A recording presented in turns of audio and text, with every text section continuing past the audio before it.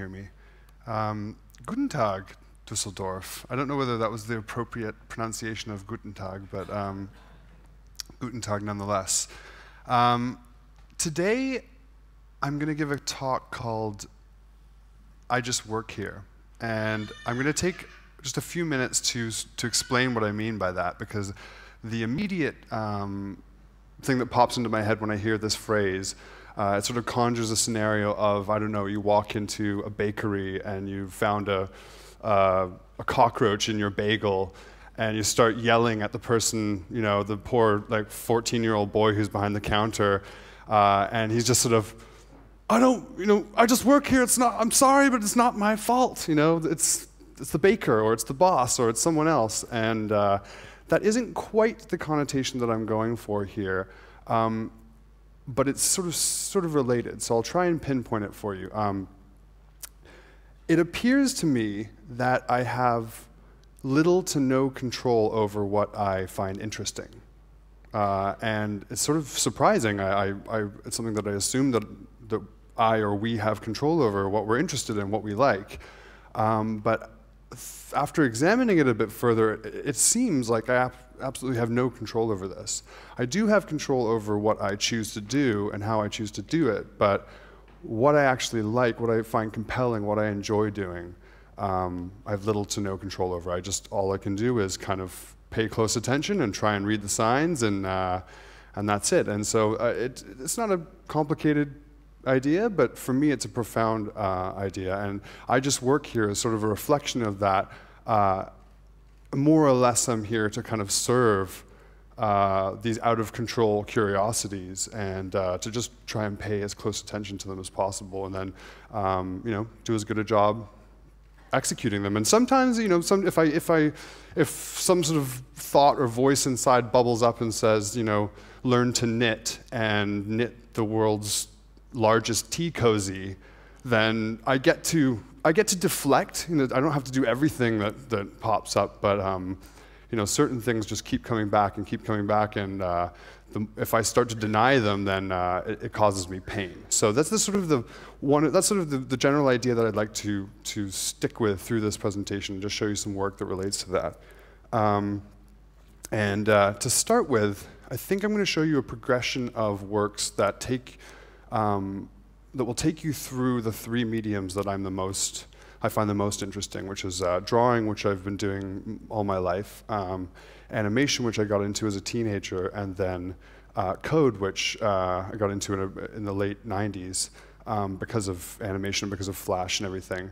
And I think that this, I show this project a lot when I'm doing presentations, but I think that what it will help to do is just give you an idea of how these three worlds work together for me, and then we can use that as kind of a lens to look at some less finished work in the middle of the presentation, and it'll just give you some context which you can use to get more out of the other stuff I'm going to show. So first of all, it all pretty much starts in my sketchbook, and whatever's happening in my life at the time tends to find its way onto the pages of this book. So this was a trip I made to New Zealand. I went to New Zealand to try and learn how to surf, to more or less no success. I probably got up on one wave in the 2 months that I was there, but the landscape of the country really kind of infected this book. And so what I do is I just sort of, in this type of drawing, there's several different ways that I draw, but this type of drawing, I just try and stick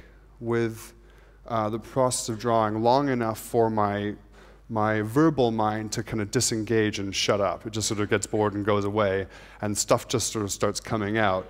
And later when I review the material, sometimes I get the feeling that someone else actually drew the stuff. Like some stuff is surprising to me when I look at it later, or I don't remember drawing it. And this is a rare, it usually takes a while to get into this. You have to be, you know, drawing quite a lot on a daily basis to get there, but it's one of my favorite states to be in. Here you can see there's Hairdryer Man. He's one of my favorites. He uses hair dryers to sort of propel himself around, and you can see his origin story in the top left. He's actually a superhero born of true love. So you can imagine that you're on the subway and you see this person, and you automatically, the two of you lock eyes, and you know that there's just no one else. And you walk over to them, and without saying a word, you put your arms around each other and you kiss, and you reach into each other's back pockets, and you feel the handle of a large 70s hairdryer, and you both pull the hairdryer out, and as you do, you just merge and bloonk, and you become hairdryer man. And so he's like this sort of true love spaceship propelled by hairdryers. And there's Burning Alive Man, who is propelled by self-immolation. And then we have these sort of maelstrom characters who are sort of have these tornadoes in their chest cavities, and it's sort of a reflection of that feeling of panic that you sometimes get. We all get it for different reasons. Like sometimes I get it the night after drinking too much and talking too much at a party. I'll wake up at 3 a.m. and go, oh my God, no, did I really say that to that person? Or and so we all have our different panic, but that's what those are sort of about. And so after I draw, in this case, I got home from my trip, and I went through this book, and I started extracting ideas from the sketchbook and looking into the sketchbook and kind of trying to decide, if this drawing wanted to be alive, then what would the next step be? What would I do to sort of bring this a little bit further from being this two-dimensional still thing and bringing it to life a little bit? And so these are little projects I call day projects, where I would pick a drawing and I just spend one day trying to bring it a little bit further out. So I'll just show you some of these. You can maybe some of them recognize them from the sketchbook, but this is this strange sort of lady who's has these active boobs that kind of come out, and one of them is really happy and one of them is really sad.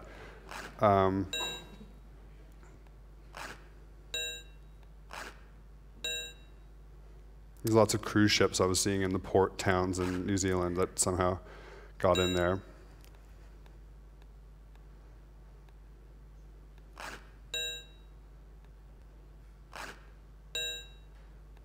This is this sort of little man who lives inside a fish, and kind of pops out, and he's sort of part propeller, part man. Some obvious sort of craggly Tolkien-esque mountains. Some sort of rotating hat box.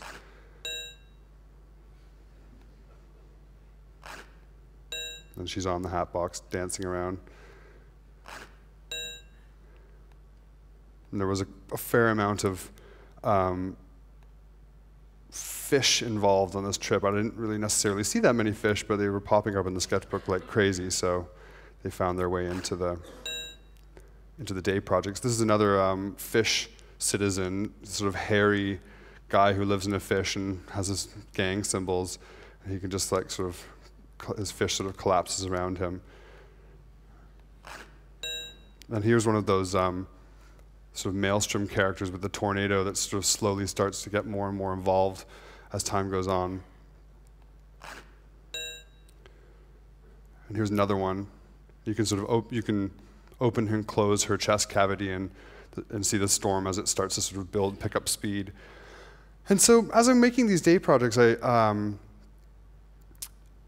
very much like I had the feeling that all of these people obviously seem to live in this world together, and that I wondered, could I actually start to build more of this world out, so that instead of being in this sort of page turn paradigm, could they actually exist in some kind of a cohesive world of their own? And I started to try and build that world, and it led me to this sort of prototype project called the Nun Ti Oracle, which I'll show you right now. I'll give you a quick guided tour of that. But essentially, just a brief primer before we look at it is that at this point I was sort of bursting against the seams of what I was able to do with code. I was able to program a little bit. I had my sort of bag of tricks that I would use over and over again, but I didn't have a very plastic or flexible sense of code. I couldn't just sort of do anything I wanted with code. And this was really the project in my life that broke that seal, that forced me, that gave me enough of a reason to, enough of a compulsion to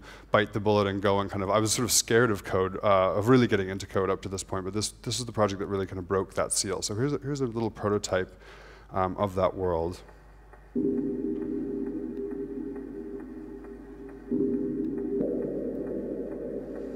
So the first thing in this world is to replace the mouse with a pair of arms so that you can interact with the world. So in this case, if there's anything to interact with, then these arms will appear and allow you to engage with whatever it is you're looking at. In this case, it's swiveling, a little dial around, and then you're left with this little guy. And now you have these two elements. You have a camera, which is controlled by my keyboard, which is this little sort of fellow, and you have your mouse in case you bump into anything that needs to be interacted with. So I'll fly around and see if I can find something.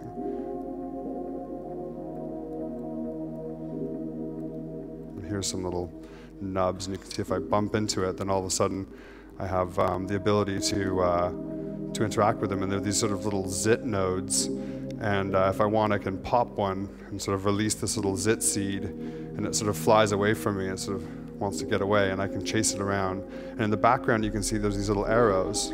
So in this world, whenever there's something that you need to do, then these little arrows will, they're your sort of navigation system. You just sort of follow them, and you're not sure what you're supposed to do, but as long as you follow them, then you should be able to progress. So if I catch him, he becomes my little friend.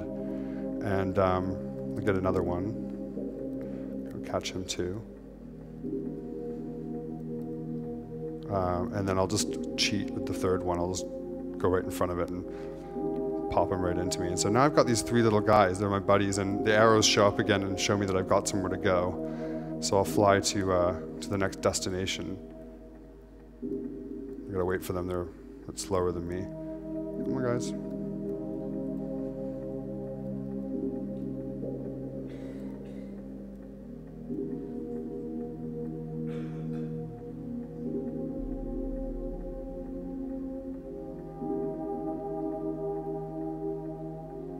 It's pretty far away. I think I went on a bit of a journey.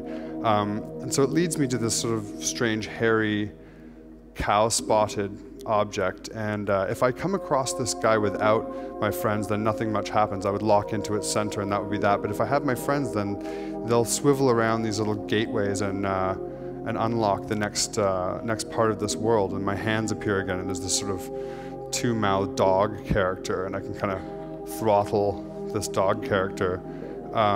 And if I throttle him enough, then he sort of pops and creates this vine that sort of grows away from me. And he sort of, my job is again to catch him. This world is sort of rife with threes. In this case, I've got to bump into this guy's head 3 times. Each time you bump him, his face gets more crumpled and more teeth get smashed out. So there's the 3rd time I've hit him, and he stops traveling. And there she is. There's that lady from the first few pages of those day projects, and she's got this little sort of slot that I can sort of get into and cozy into, and I'm going to go in there, and closes up, and out come her manic depressive boobs. And this is a typical James move. What I did was I got it all the way to this point, and then it was supposed to be that you would select, I turned the dial towards the sad one, and it hurls abuses at you. And if you went to the happy one, it would flatter you. And then I just never recorded those sequences. So I got all the way to here, and then just the last 2% sort of didn't finish. So this is as far as this little demo went. And then there you are back at the beginning. And so that's the Nun Ti Oracle. And the thank you. And the next stage, so at this point I was, again, so in the midway through my journey of learning about code, learning about how to actually take some more of these ideas that are bubbling up and get them into a physical reality, or at least a virtual reality. And the next stage was to try and expand this world to make it flexible so that I could somehow start incorporating just, that other one was very much a closed system. This one I wanted to sort of see, could I push it further and have some sort of flexible system where I could incorporate more into this world. So that took me to the next stage, which was the rotten fruit TARDIS. So this is the rotten fruit TARDIS, and it's more or less the same world, but in this one you now have kind of a mothership, which is this sort of floppy cucumber, like dehydrated cucumber thing. And if you grab the end, we're back to this. I'll turn up the volume so you can hear.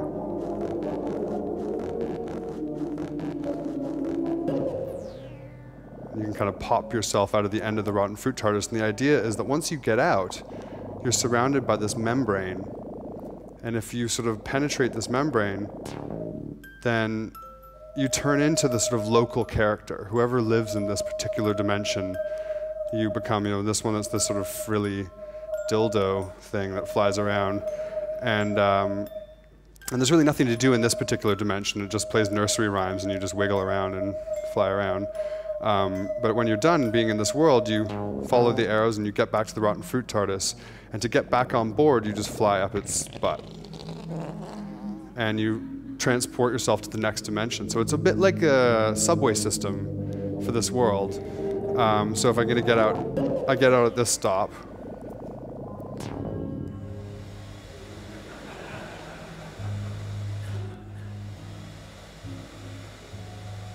And this one doesn't, again, nothing much happening in this world except for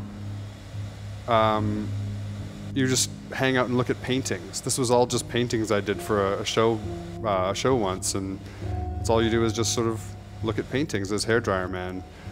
So to call this a game would maybe not be an accurate description. It's more of just these sort of strange worlds where I allow these subterranean compulsions to just bubble up and then turn into whatever. And so in this case, this might be a case of me taking the I just work here, like the kid in the bakery, back to the zit seeds. But in this case, instead of running away, they're these like really disgusting little sort of zit sperms, and you just kind of run around popping them and eating them. So I just work here. I mean, I don't know where that came from, and I take no responsibility for that whatsoever. It's utterly disgusting.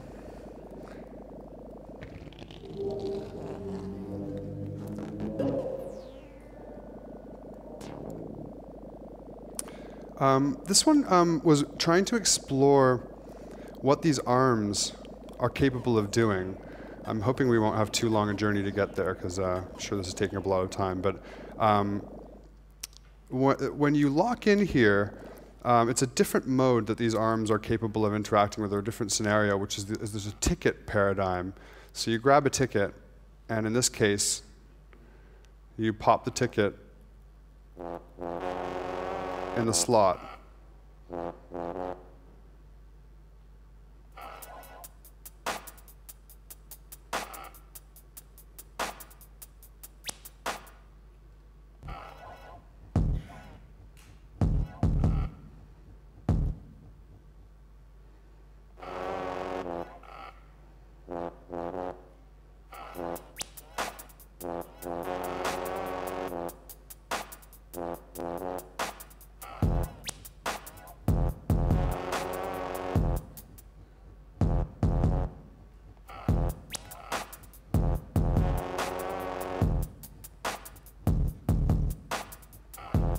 You get the picture. It's this little weird little sequencer guy.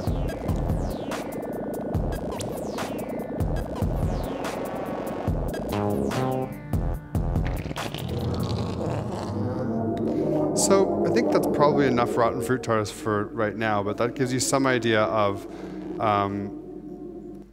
trying to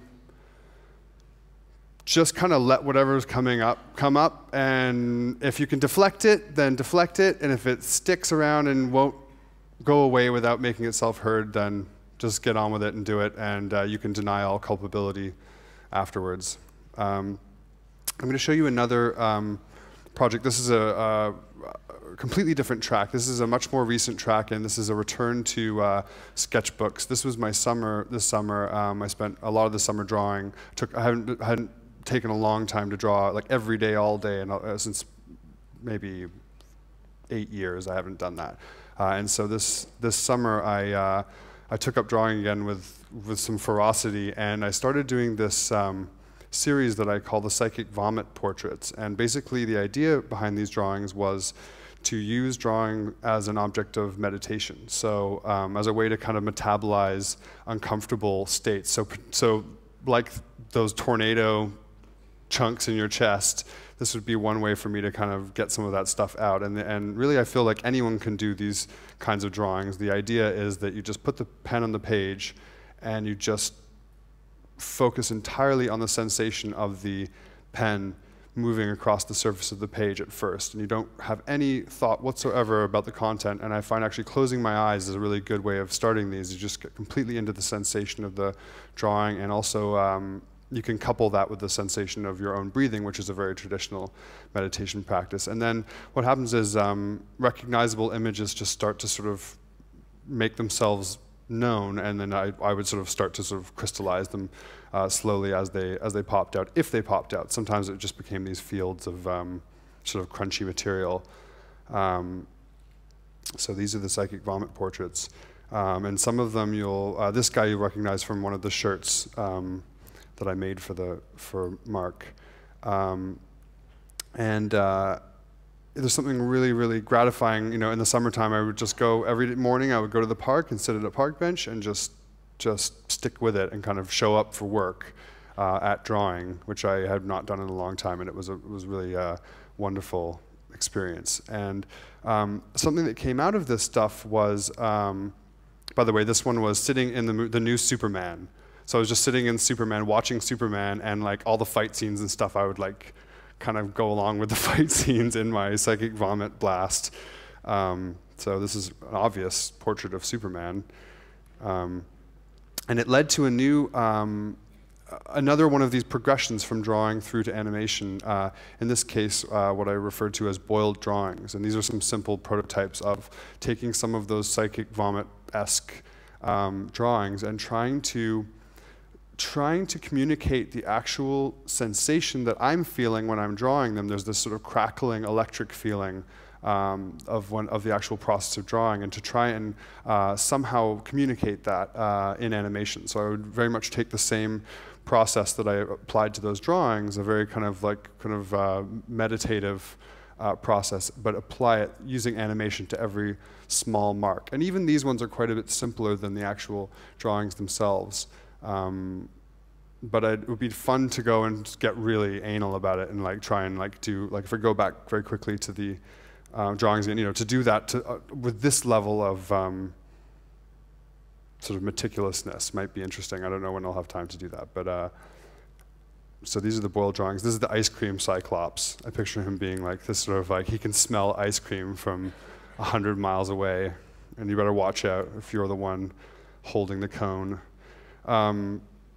This is the Play and Make book that Mark was talking about. So at the end of the summer, I had about, I think I had a couple of weeks before I had to start my next commercial contract. I'll talk a little bit about the balance between my commercial work and personal work in a minute, but I had, let's say, 2 or 3 weeks left, and I decided that one of the best ways to do this would just be to do it as a continuation of those Psychic Vomit drawings. And in this case, all I knew was that I wanted to have a t-shirt with a circular design, and that the rule would be that I would just sit and show up for work like I had been and fill books full of circular drawings. And so I just spent the next little while doing exactly that. So I'll just quickly whiz through this book.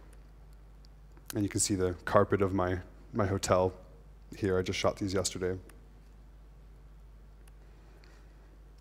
And just playing with type, and once in a while I touch back in with type. I sort of have a once in a while I get back into hand-drawn type, and it's wonderful, and this is a good excuse to do it. And then only 3 of them could make it onto shirts, but it was just fun to do, just a complete smorgasbord and just see what would come out. And then at the end of the book, these Moleskine books have those tearaway pages, those perforated tearaway pages in the end. And what I did was I ended up taking the tearaway pages, ripping them off, and taking them back through the book and doing kind of like a manual Photoshop.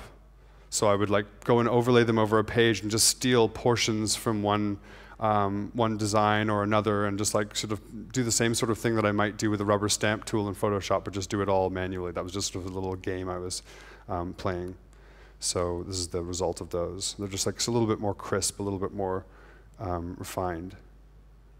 So that's the source of your shirts. I think to go back to code for a minute, I'm going to show you a code project called Right Angle Tree, and this is something that is in the absolute infancy, so it's the very, very beginning of its life cycle, and it's coming from all the way at the other side, where it's an idea that was sort of born in code, and then I'm going to start from that place and move my way to something more refined and more animated and more drawn. So first I'll just show you some notes that sort of slightly describe what this thing is. Basically, it's just a simple tree structure. So here you can see kind of what looks like your file system on your computer, for say, or a series of nested arrays. If you're a programmer, then that will make sense to you. But just a simple tree structure. And the idea is that it's this sort of tree structure that's made out of these right angles. And this is another good example, or another example of, I really have no idea why I find this so compelling, but this idea has been sitting in my head for probably 3 or 4 years now. And finally, just this last week, I thought, okay, you're not going away. Like, I hear you. It's time. I will now like spend some time and bring you kicking and screaming into existence. So I'll take you through some of the just some of the diagrams of basically drawing. It's one approach I have is just to draw something over and over and over again, as you might have guessed from looking at the work already. And in this case, the more I draw it, the more intuitively I would understand how to approach it from a code perspective. So I just sort of just keep going with it, and then I'll show you like sort of day 1, 2, 3 of actual coding. So here you can see, here's a stripped down version of this tree structure where it's not yet doing the right angle thing, but it is this nested tree structure. And sort of the idea behind it would be that it could grow, it could start populating and grow new nested tree structures, and that would actually move this thing forward, or like sort of open it and expand it, almost like the movement of an amoeba.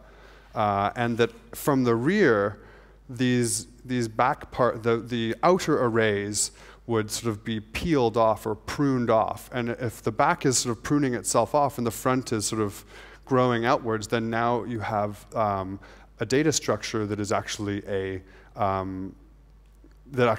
form of locomotion. And that's sort of the core idea. That's the idea that wouldn't leave me alone, is this idea of using a data structure as a form of locomotion. So I'll show you a very, very quick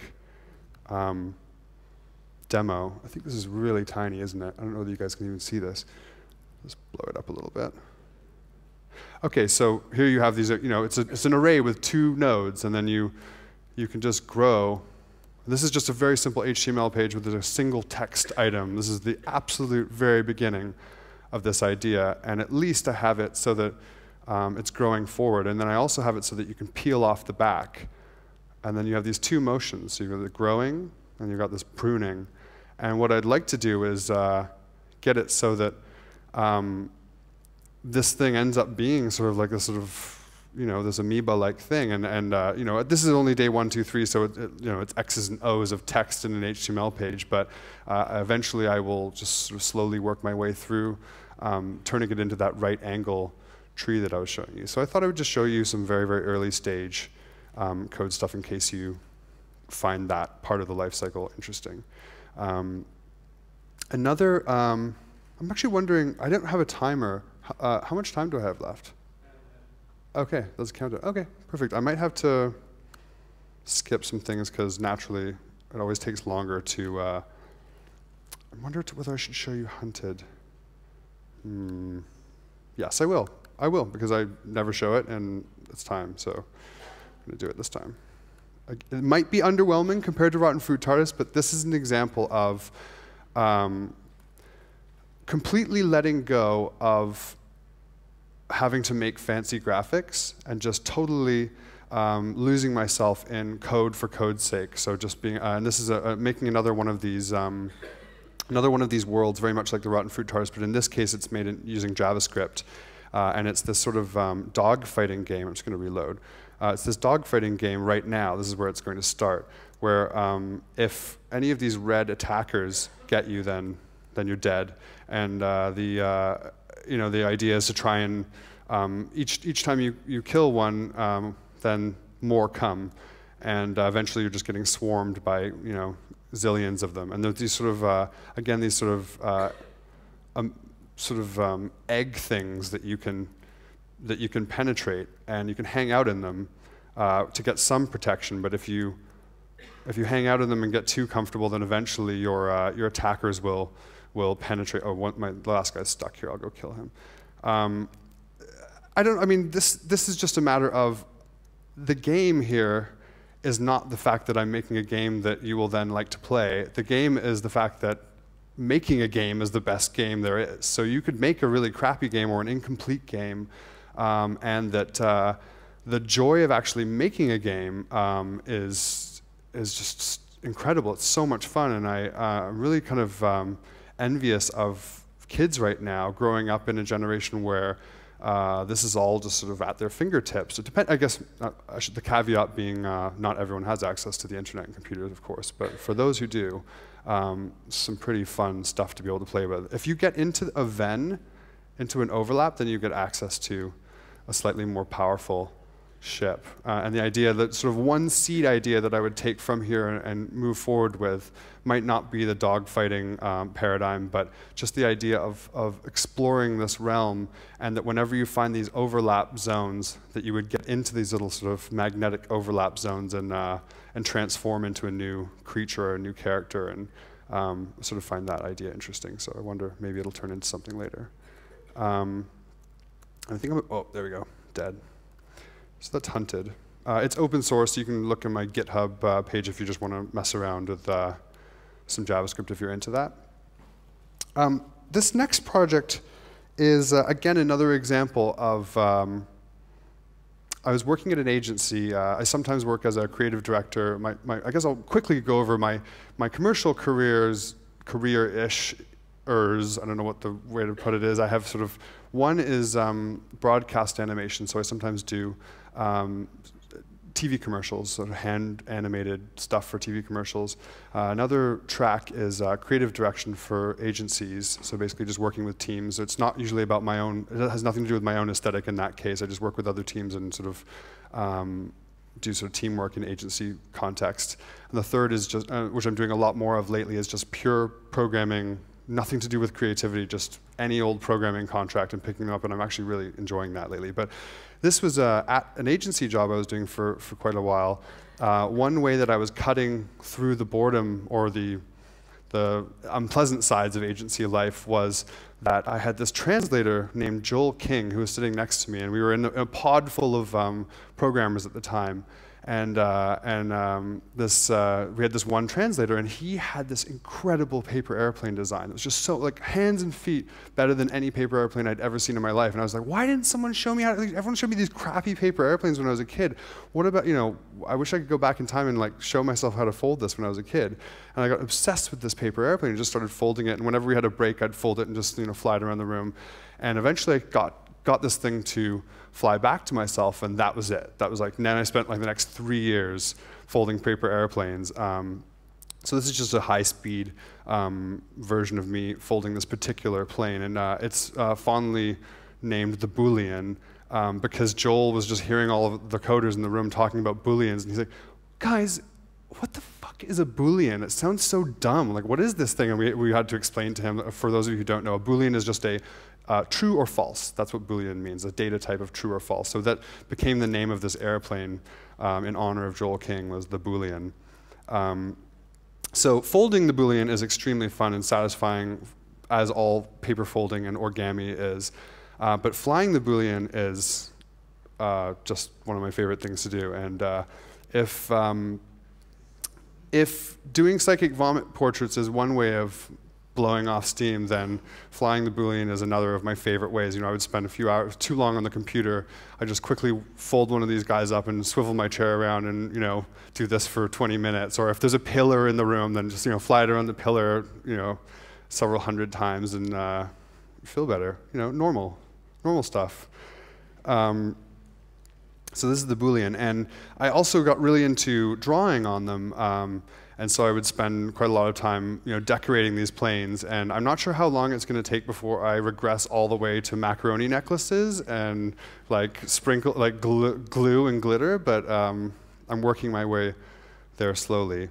And so this compulsion, completely useless. There's no practical application for the Boolean, but it's the furthest it has gone has been building these gigantic flocks of Booleans that are sort of like another way for me to get away from my computer and just do something with my hands and use pliers and get into it. So this is a flock that I put together for a show earlier this year in Cincinnati at the Contemporary Art Center there. There was the guy Hector Ayuso, who runs Off, had a show called On, and there was actually Sarah, who's also speaking at this conference, was there, and a bunch of other fantastic artists, and there was lots of really colorful, beautiful, fun stuff. And the idea of the show was that it was a gallery show where you could do anything that you couldn't normally do in a gallery. So everything you could touch, everything you could play with. In this case, there was a Boolean folding station at the back of the room, and you could learn how to fold this airplane and then throw it around the flock. I'm going to show you a couple of projects with a longtime collaborator and really good friend of mine, Amit Pitaru. I've met him a long time ago. I met him in 2000 in London at one of the first Flash conferences I ever went to. I was an attendee, and I saw this guy on stage talking, and he was just spewing all these amazing ideas. And it was one of those moments where I had been doing my own stuff with animation and code at the time, but here's this guy who was doing almost exactly the same work, but with music. So where I was approaching things from a visual art sort of foundation, he was approaching the same exact ideas from a sound foundation. So we really hit it off and started working together. It turned out we lived on the same street in Brooklyn, even though we met in England. And I'll show you a couple of projects. I'll show you one of his. I hope we have time for all this, but I'll show you one of his. Called the Sonic Wire Sculpture, because it's really beautiful, and whenever I get a chance, I like to try and spread the love. So this is Sonic Wire Sculpture.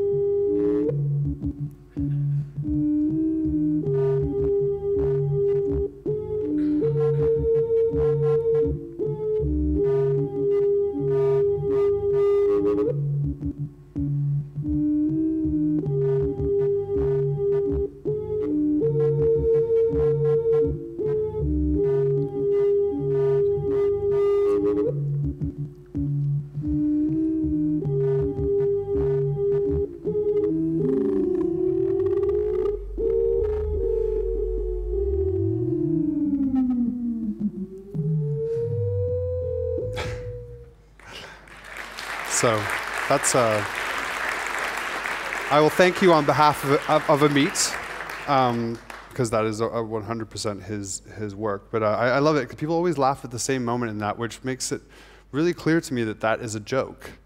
That is like, you know, he's telling a joke with sound, and it's got the same, and the punchline works like clockwork on every audience that I see absorb it. So it's just funny. It's an amazing little piece. That led to a project called Rhonda, which I don't have time to show, but and I've showed it a lot of, for 10 years straight now. So maybe you could go to a website called rhondaforever.com if you haven't seen it, and you can check it out. Maybe very, very quickly, I'll just, you know, it's a 3D drawing tool based on the same, it's a sister project of the Sonic Wire Sculptor, where you draw in 3D using a trackball with your left hand and a Wacom tablet with your right hand. And it was just one of my favorite projects that we ever worked on together. So I'll just do ultra fast zoom through of that.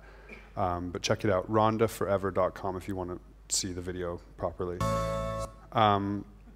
So I haven't shown any commercial work really at all this yet, and so I thought I would just, I'm going to finish with some, because I have I don't think a love-hate relationship is actually accurate at all. I think I have a turbulent relationship with my balance between personal work and commercial work, and right now, I guess it'd be fair to say I spend about half the year working on contract work, and then the other half of the year working on my own work. And what that allows for is for my own work to be totally free to be as sort of ludicrous and useless as I want it to be. And then I just go and I do my, you know, I do my jobs in the other part of the time, and usually they sort of pollinate one another. So while making weird, useless expanding tree amoebas, I'll learn things about programming that then come really in handy when I take up my next code contract. And sometimes when I'm working at an agency, I learn how to fold amazing paper airplanes and go and spend years doing that. So there's this sort of interesting, or this sort of cross-pollination that happens there. This is one of my favorite commercial projects called Mr. Sub, and it's for a Canadian Subway sandwich company. And I worked on it with another very, very good friend of mine named Jeremy Felker, and some musicians from Chicago called K-Rad, who I did a lot of work with. They were the ones who made all the sound design for the Rotten Fruit TARDIS, for instance. And we worked with an agency to do this project, but we were basically going to hand animate, do all the sounds, do all the music for these spots. And we signed up to do 8 spots. And it was supposed to take, I think, somewhere like 2 months or something to do the 8 spots. I don't know what I was thinking, but that seemed like a good idea at the time. And we delivered the first 2, and the company was just like, oh my God, we can't do this. They came to us with the brief, we want something irreverent, you know, we're thinking Beavis and Butthead, you know, something like that. And we were like, all right, we can totally do that. And then we gave them the first 2 spots, and they were just like, ah, no. But they were contractually locked in. Oh, sorry.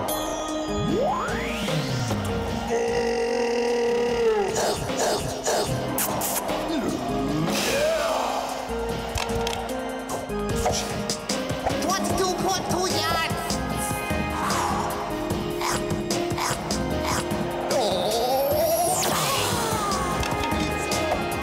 25.4 yards.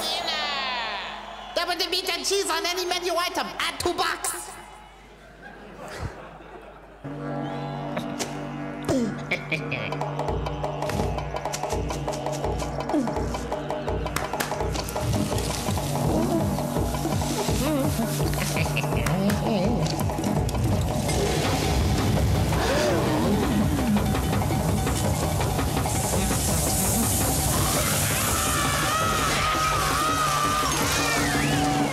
More than 30 subs. Mr. Sub, more than enough. It's always good when, in your food commercials, you show the charred stumps of a man's feet just disintegrating. And also, I like this. This is high-class animation here. Look, there we go. You can see that it's just basically just cut in half and rotated, and hugely fun to work on. But yeah, they were definitely disturbed by it.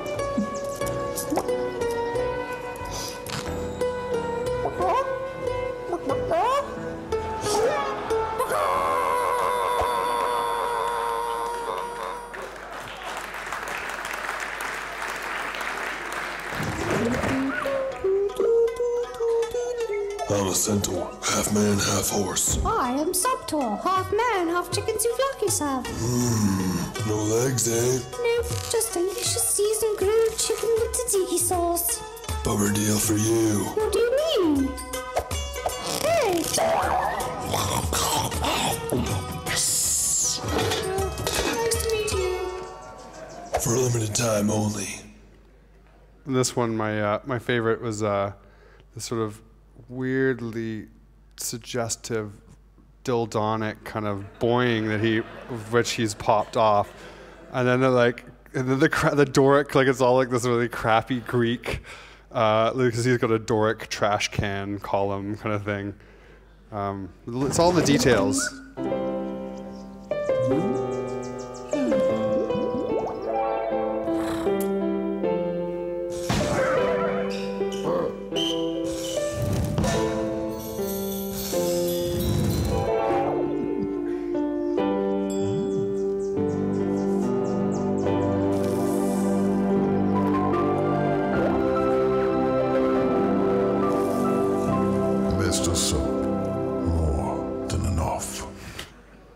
I like showing that one because I know that everyone thinks she's gonna get burned, but we let that one slide.